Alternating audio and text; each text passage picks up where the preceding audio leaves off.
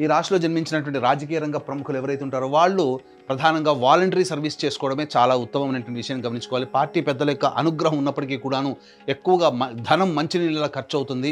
ప్రజల ఆదరణ పొందడం కోసం మంచి మంచి పనులు చేసే ప్రయత్నం చేయండి. ఎన్నికల్లో పోటీ చేస్తే చాలా అతి కష్టం మీద విజయాన్ని పొందుతారు. కాబట్టి అన్ని విధాలుగా చూసుకొని జాగ్రత్తగా పోటీ చేస్తే మంచి ఫలితాలు పొందుతారు.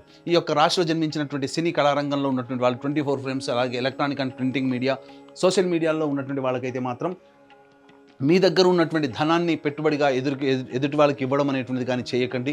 తద్వారా మీరు ఎక్కువగా నష్టపోతారు. అలాగే మీరు నమ్మినటువంటి వాళ్ళ వల్లనే ఎక్కువగా నష్టం పోయేటువంటి అవకాశం ఉంటుంది. కాబట్టి జాగ్రత్త పడండి.